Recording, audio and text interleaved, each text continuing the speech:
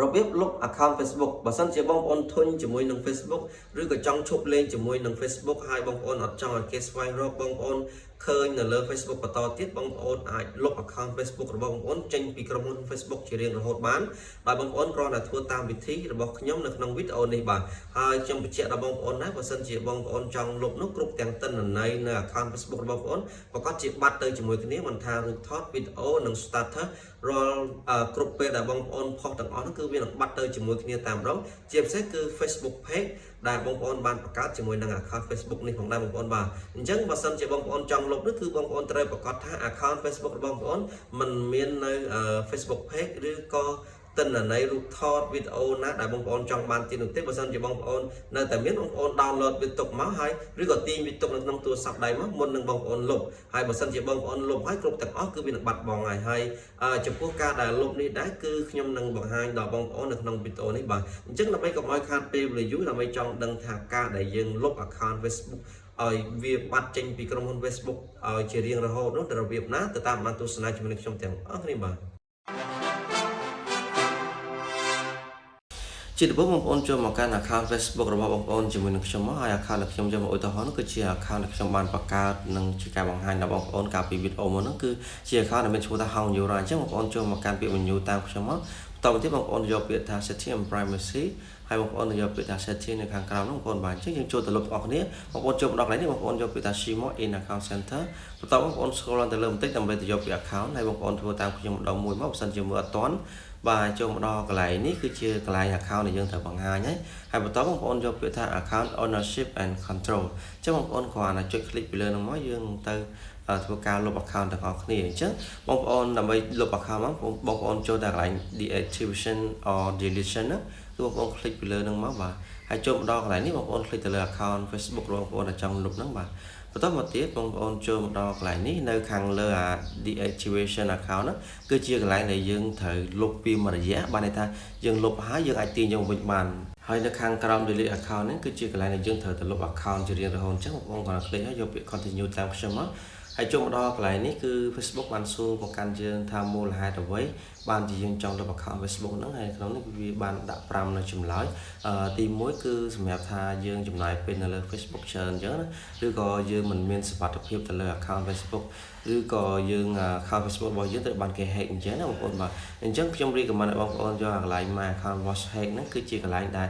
ត្រូវ account Facebook ត្រូវបានគេ hack អញ្ចឹងតោះមកបងប្អូនគ្រាន់តែ click វាមកបងប្អូនយកពាក្យថា continue តាមខ្ញុំបងប្អូនបាទមូលហេតុរបស់យើងហើយចូលមកដល់កន្លែងនេះគឺអត់មានទេក្រុមហ៊ុននៅសួរបញ្ជាក់យើងដដែលថាមូលហេតុអីបានជាយើងចង់លុបហើយបើសិនជាមានបញ្ហាអីទាក់ទងនឹងសុវត្ថិភាពក្រុមហ៊ុនអាចជួយយើងបានអញ្ចឹងបើសិនបងប្អូននៅបន្តចង់លុបបងប្អូនយកពាក្យថា continue បាទហើយចូលមកដល់កន្លែងនេះ Facebook បានរំលឹកមកកាន់យើងទៀតថាមុនពេលដែលយើងលុបតើយើងបានរក្សានៅ chat Messenger របស់យើងចាស់ៗហើយនៅឬក៏សំណុំឯកសារផ្សេងៗដូចជារូបថតវីដេអូអញ្ចឹងណាតែបើសិនជាបងប្អូនគ្រាន់តែចង់ឈប់លេងមួយរយៈទេបងប្អូនគ្រាន់តែលុប account Facebook មួយរយៈទៅហើយបងប្អូនអាចទាញយកមកប្រើប្រាស់បានពេលក្រោយតែបើសិនជាបងប្អូននៅតែចង់លុបទៀតបងប្អូនយកពាក្យថា continue មកបាទដើម្បីវាទៅលុបតែម្ដងបាទហើយចូលមកដល់កន្លែងនេះមុនពេលដែលយើងលុបយើងត្រូវតែបំពេញនៅ account password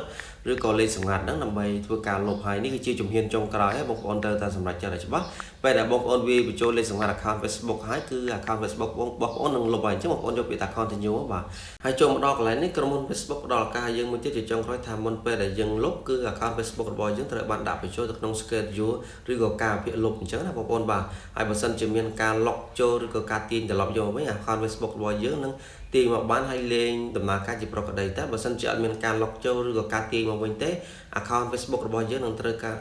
ធ្វើការកាត់ចោលចេញពីក្រុមហ៊ុន Facebook តែម្ដងក៏ប៉ុន្តែបើសិនជាបងប្អូនសម្រេចចិត្តថាលុបហើយបងប្អូនយកពាក្យថា delete account មកនោះ account Facebook របស់បងប្អូននឹងត្រូវធ្វើការដាក់ចូលទៅក្នុង schedule លុបហើយបើសិនជាបងប្អូនអត់មានការទាញត្រឡប់មកវិញទេរយៈពេល30ថ្ងៃក្រោយនឹងធ្វើការលុបចេញពីក្រុមហ៊ុន Facebook តតែម្ដងបងប្អូនបាទ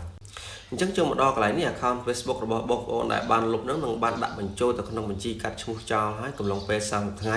ហើយបើសិនជាកំឡុងពេល30ថ្ងៃហ្នឹងបងប្អូនចង់ទាញត្រឡប់យកមកវិញហ្នឹងខ្ញុំនឹងចេញនៅវីដេអូមួយទៀតដែលស្ដីអំពីរបៀបទាញ account Facebook ត្រឡប់យកមកវិញបន្ទាប់ពីយើងបានលុបហើយកំឡុងពេល30ថ្ងៃដែលក្រុមហ៊ុន Facebook បន្តបានកាត់ចោលជាចុងក្រោយខ្ញុំរំលឹកដល់បងប្អូនម្ដងទៀតថាមុននឹងបងប្អូនសម្រេចចិត្តលុបនៅ account Facebook របស់បងប្អូនចេញពីក្រុមហ៊ុន Facebook ជារៀងរហូតនោះគឺបងប្អូនត្រូវពិនិត្យមើលថារាល់រូបថតឬក៏វីដេអូ